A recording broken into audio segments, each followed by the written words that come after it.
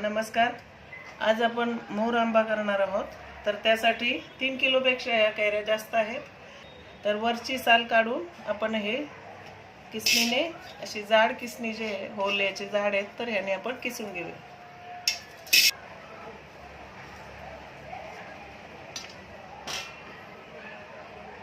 एकदम आंबट कैऱ्या आहेत या, म्हणून याचा मोर आंबा छान होणार आहे.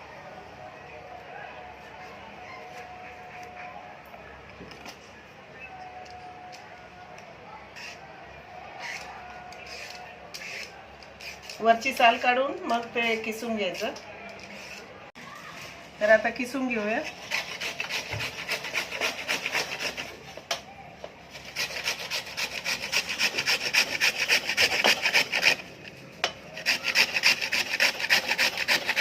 तर आपल्या कैऱ्या किसून झालेल्या आहे आणि मुळात हा आंबा ओरिजिनल या कलरचाच आहे.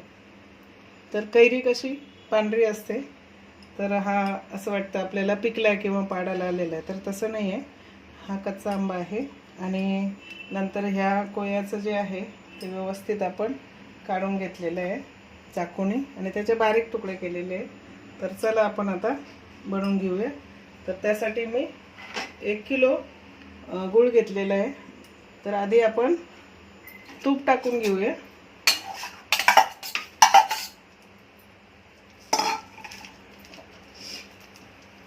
घरचं तूप आहे आणि घरच्या तुपामध्ये किंवा बाहेरचं जरी तूप आणलं शुद्ध तर त्याच्यामध्ये पहिलं आपल्याला हा केस परतून घ्यायचा.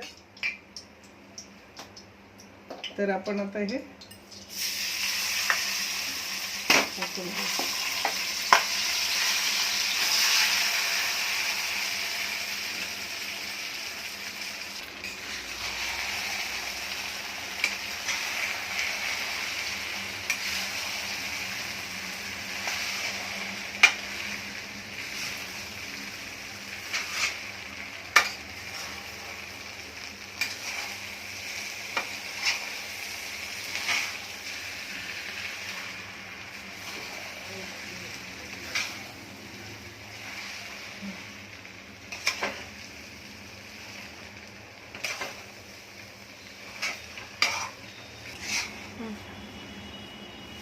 तर हे तुपामध्ये 1-2 मिनिट हे परतून घ्यायचं आणि तूप पण 1-2 चमचे टाकायचे छोटे, जास्त पण नाही टाकायचं तूप.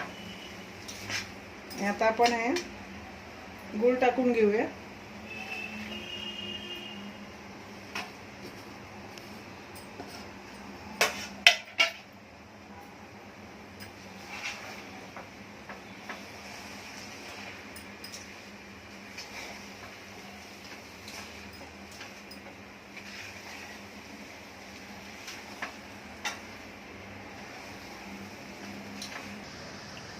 तर गूळ आपल्याला कमी पडलेला आहे म्हणून मी त्याच्यामध्ये अर्धी साखर टाकते.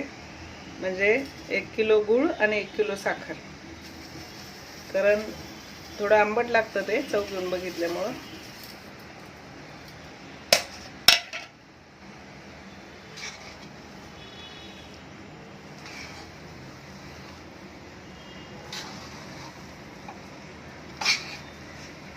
कलर एकदम छान आलाय.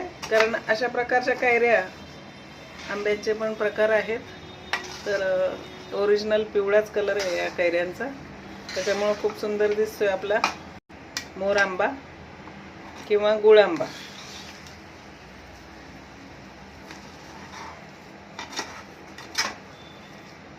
तर आपला गुळ आंबा तयार झालेला आहे. याच्यासाठी आपण साखर टाकली अर्धी, म्हणजे 1 किलो साखर 1 किलो गूळ 2 किलो. आणि मग आता व्यवस्थित झालंय ते. तर त्याच्यामध्ये आता आपण वेलची आणि जायफळ पावडर टाकून घेऊया. छोटे 2 चमचे टाकायचेत आपल्याला.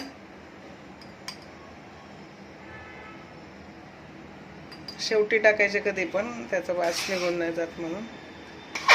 आणि चवीपुरतं अर्धा चमचा आपण मीठ टाकणार आहोत.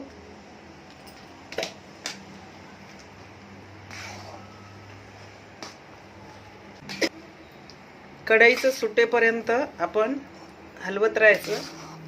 10 मिनिटं लागले आपल्याला हे सगळं व्यवस्थित बनवायला. साखरेचा पाक व्यवस्थित झाला पाहिजे आणि चमचाचं किंवा उलटण्याचं निघालं पाहिजे किंवा कढईचं व्यवस्थित असं सुटलं पाहिजे, म्हणजे आपला गुळ आंबा तयार झाला. आता आपण काढून घेऊ. गॅस बंद केलेलं आहे.